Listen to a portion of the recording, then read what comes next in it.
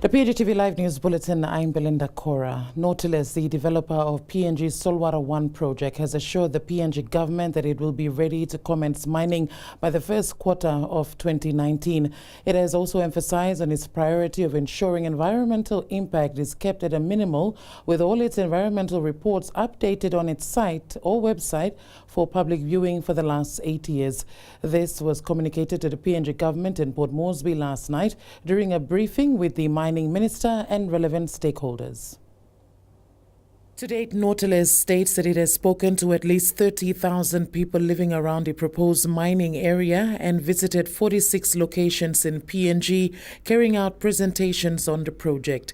When briefing government stakeholders, Nautilus CEO Michael Johnston says the vital part of the processing of the environmental permit is the inception report, which he says is the best aspect of the whole process. He says this requirement brings together stakeholders to discuss what is needed to be taken into consideration in the environmental impact statement. We invited scientists from Scripps University, Scripps Oceanographic Institute in California. We had Duke University, we had CSIRO, we had James Cook University, we had anthropologists. From that meeting, a report is put together which the Department of Environment at the time then reviews. After the inception report was submitted back to the Department of Environment and Conservation, it was reviewed and a further 80 conditions are currently being looked into by Nautilus. Community relations and direct consultations with communities has also been prioritized. So we also have community consultation through all projects, mining projects here in Papua New Guinea. They do not get granted if you haven't had extensive community consultation. Mr. Johnston says he is well aware of concerns with the impact of seabed mining, especially around the surface water. The impacts on fishing and impacts on people's daily life. Key issues are things around the plume management, and I'll show you how you manage plumes. But the reality of any mining is you do have an impact. When we cut this material, there's plume, which is dust, which is bits. We try to minimise that by the design of the machines. The timeline of the project is driven by the delivery of the vessel from China. Meanwhile, Minister Johnston Tuke was responding to the presentation update by Nautilus CEO Michael Johnston, says the certainty about this project needs to be clearly outlined. As you say, we've got Wafi and we've got also Frida on hand to deal with. I'm so concerned about the timeline. You got to give some kind of a certainty, Yeah, so well, like I say, our certainty is driven by the vessel. The delivery date, contract delivery date at the moment is the end of this year. So from there, it's about 3 to 4 months, depending on what other activity we have to do.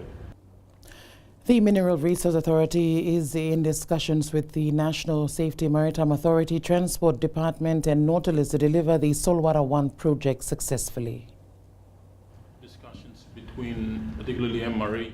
Managing Director Philip Summer, during a Solwara 1 presentation brief last night, says they are analysing legislations to finding a way forward which is vital for government. It is not difficult. It just needs to recognise that one legislation overlaps with the other.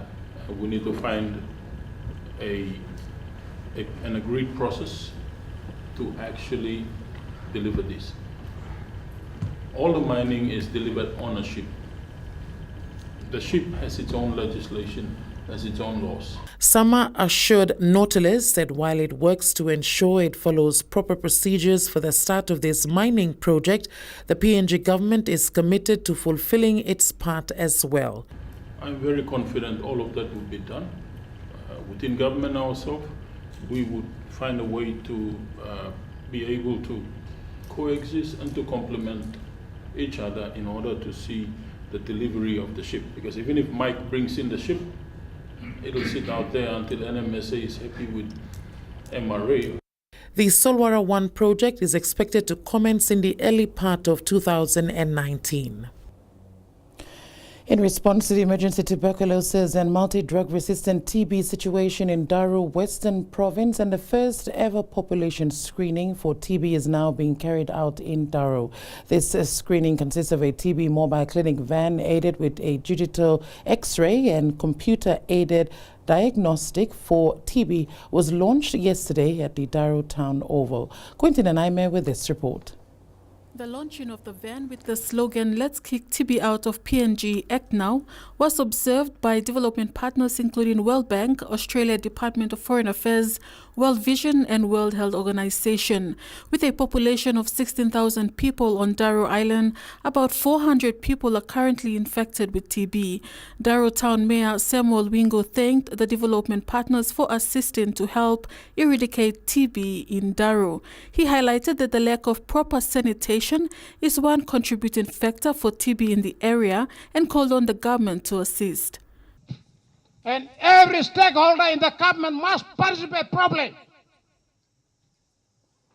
And all our members of parliament must come on hand to help me to eradicate TB on this island once and for all.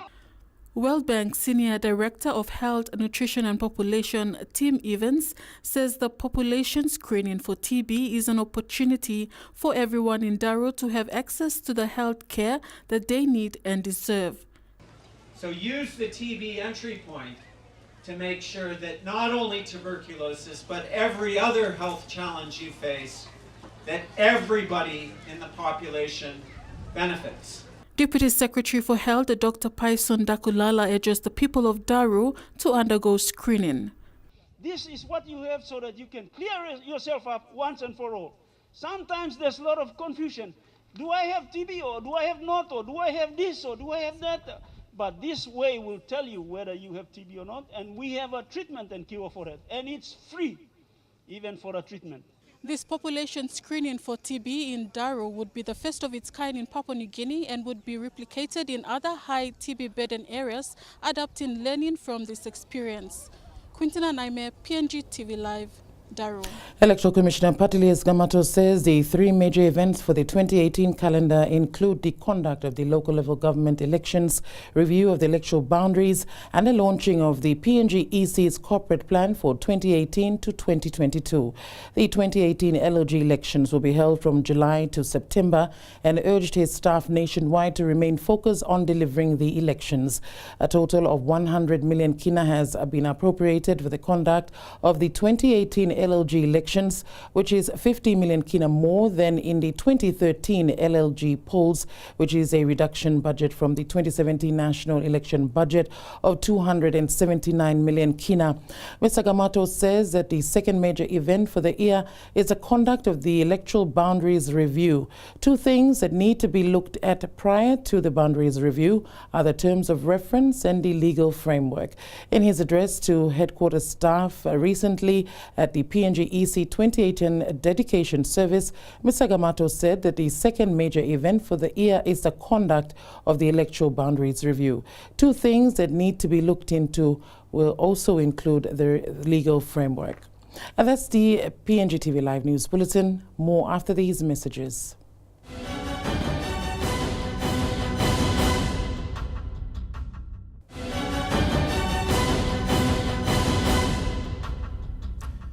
Welcome back. You're watching Pngtv Live News Bulletin. Prime Minister Peter O'Neill says funding assistance and investment ventures with the Chinese government have all been done in good faith and does not necessarily question the integrity of PNG and its bilateral partner. He made this firm remark in Parliament this afternoon following a series of questions from the member for Moresby Northwest, Mekere Morauta, concerning the Chinese involvement in investment and economic affairs of the country. Festus Maigan up with this report. Today marked the first sitting of Parliament for the year, the Speaker giving the floor time for questions without notice. Prime Minister, Chinese are just everywhere. Moresby Northwest MP Mekere Morauta was quick to question the Prime Minister on economic issues concerning the involvement of the Chinese government. Questions surrounding what he described as a growing infiltration of Chinese influence on the structure and functioning of the economy and the composition and conduct of public finance. One area he highlighted was Chinese involvement in trade store operations throughout the country. Prime Minister, running trade stores was once a reserved activity for Papua New Guineans. Now it seems any foreigner can run a trade store. In response, Prime Minister O'Neill confirmed this was an area of business reserved for locals to venture into. However, the involvement of Chinese investors are usually done at the invitation of locals who'd rather be landlords than to run their own business. Cabinet has already endorsed it. The officials have been told to enforce it, Mr. Speaker. The officials who are responsible for this. Mr. Speaker, sometimes also we find that our own citizens are inviting not only Chinese but other foreign nationals to go to their districts and their communities and do business, sometimes renting their own premises, Mr. Speaker. The Prime Minister said China has always been a close bilateral partner, not only during his terms as Prime Minister, and everything done were in the interest of the country's development. In the meantime, other questions of interest raised by Semekere included how much debt PNG had already sourced from China, what percentage is it to total external debt, and how much of these debt were untied. Festus Magana, Pngtv Live. Meanwhile, Parliament has adjourned to 10 a.m. tomorrow. The Chinese ambassador to Papua New Guinea, Zhong Bing, today signed documents for the 9th Chinese medical team to Papua New Guinea to begin work at the Port Moresby General Hospital.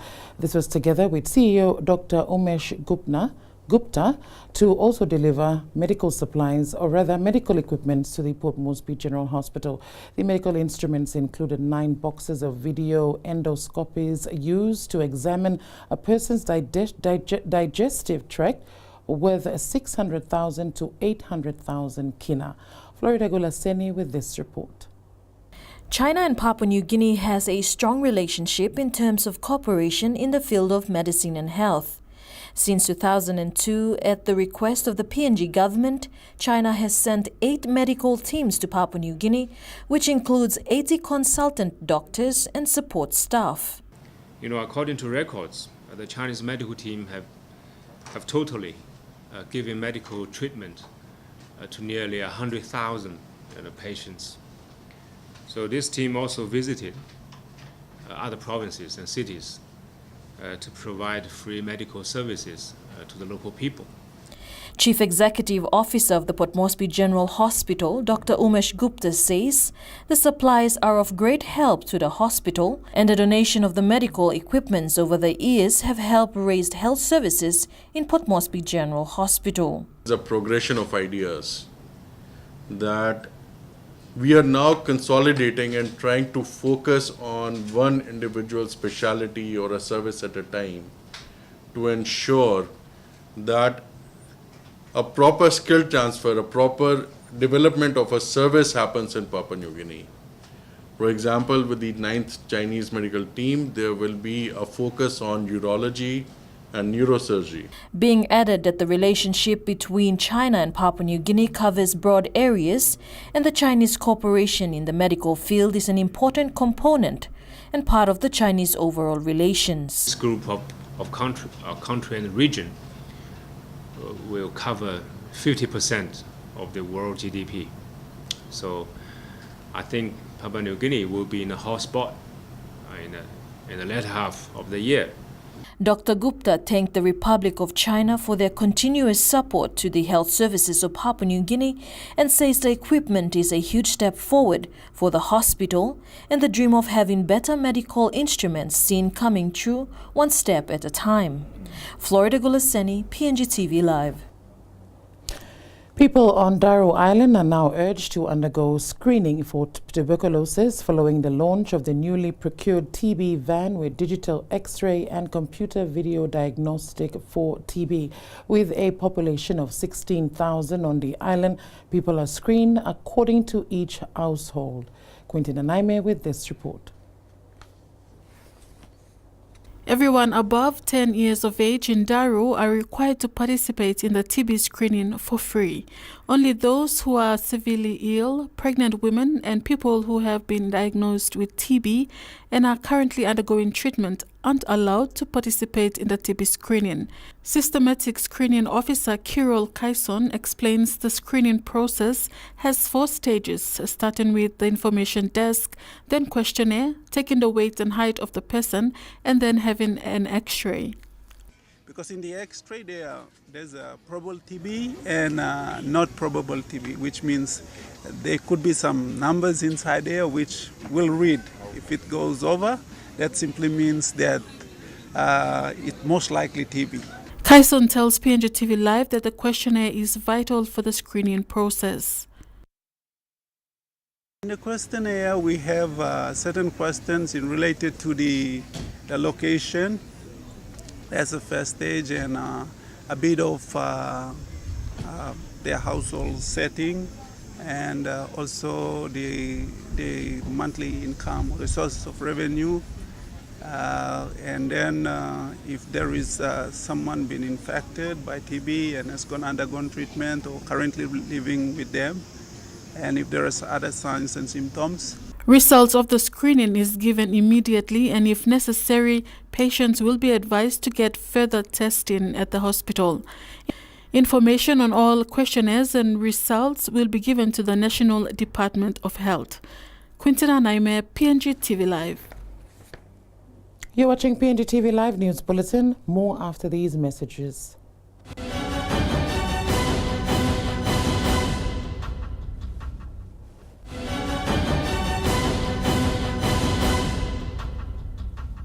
Welcome back. You're watching Pngtv Live News Bulletin. 2 Port Moresby-based singers are planning on carrying out an anti-bullying campaign in schools throughout the country. They say bullying is evident in communities, but not many talk about the issue, with little being done to address it. Gregory Avira with this report. Age 17, young Ragasiai has been in the music scene for just over 2 years now. The singer has now teamed up with fellow artist Bata Sox on a mission to advocate against a less talked about issue in society. With the youth population great followers of music, it is through this medium that they plan to help bring an end to bullying in communities. Bullying situation in the country, I'm from a big place, especially low school settings, even all society in the country. Like plenty all victim also bring him up this law. So that's why as an artist me to decided law come up on them one plus song whereby help him law bring him awareness law anti-bullying. The pair have since released a single titled Birua, which speaks out against this form of abuse.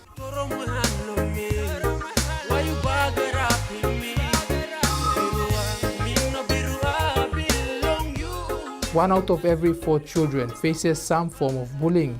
While there is no proper statistics for the country, the issue exists. More so in schools, which will be the prime focus for the anti-bullying campaign. Plan lo work on anti-bully project around like schools in PNG. Like just to go talk to them, maybe play the song. Then like hopefully some member help him, because like we wanna help like every youth, lo stop him kain passing about. The pair intend to start in schools in the National Capital District and have plans to extend to other provinces in future. They have since approached the NCD Governor's Office and other stakeholders to support the campaign for an end to bullying. Gregoria Vera, Pngtv Live. Covenant Crid, a PNG gospel band that tapped into the music industry in PNG in 2016, is making headlines in social media, on the streets, and also through their music. The band, made up of young, God-fearing youths who are on a mission to spread the word of God through music, with a message to the world that the year of 2018 is a year of possibilities. Florida Gulaseni with this report. The Covenant Creed band is a rebranding of the original band Covenant Praise that was formed to go with the current generation and trend. Dylan Mala, lead vocalist of the band, says the aim of the band is to create pathways for this generation. He's from the church, and I'm stretching out from the church into the community, but also becoming a platform where young people can find their expression and who they are and be inspired and, you know, progress in life. You know, we don't just want to be caught up in the four corners of the church. We want to come out where the young generation is, because, you know, this generation, it's just caught up with everything you've got. So far, the band has launched 2 albums since they began, and with its current album titled Possibilities, it is aimed at people to enjoy enriching songs that can be accessed anywhere. As you all know, mainly we put gospel music on that side and secular music on that side. To us, standard is standard. We wanted our music to be standard, not just something where people just push out there for church on Sundays only. That's what Covenant Creed is all about. It's breaking out the 4 walls of the church and also coming out to where, as we say, the marketplace is. In the lead up to Do Big Things this year, the band will be hosting a back-to-school jam that will be hosted on the 10th of February this coming weekend at the Sir John Guy's Indoor Stadium. The tickets are affordable and are as low as 5 kina. Hopefully we get to see all of you there. It will be good for your kid as well and also for yourself. Come and be inspired. And as I've been saying all throughout, that 2018 is your year. It's the year of possibilities. Change your mindset, change your outlook on life and the way you see things, and go get it. For more information, you can follow their Facebook page called Covenant Creed to purchase tickets for the upcoming event, including merchandises and links to download their songs. Florida Gulaseni, Pngtv Live. News at one of Port Moresby's biggest competition, the private company's netball competition, is now into its 5th game of round 2. 91 teams are currently participating. Florida Gulaseni with this update. Private company's netball competition Vice President Ana Lopena says the competition is growing with more companies interested this year. Games are always on schedule every Sundays, and everybody's just all psyched up every Sunday to come and play, representing the companies, and we thank their companies for making time and paying for everything for them to come and enjoy themselves. Sunday's matches saw the ladies play the last game of round 2 with an outstanding game to be played in the following weekend. Court 1 saw National Sports Trust Limited beat NSL 2 with a score of 20 points to 6. Court 2 saw Lay Builders take on Digicel Phoenix 2 with an impressive score of 21 points to 8th. And Court 3 saw Davins score 9 points, just 3 points away from Kimelo, who scored 11 points. We're expecting it's a double header today for the Premier Divisions. One's going to be played at 12:30 and the other one at 3 o'clock. So we're expecting a very good skill of netball display again this afternoon. Last week's competition saw the Premier Divisions keeping teams on their toes by displaying very high netball skills. PCNC President Corey Toa Navuru says with this week's competition, the teams were in for a double headers battle. We have our outstanding games and the remaining Premier Division games, which will be held on Sunday next week.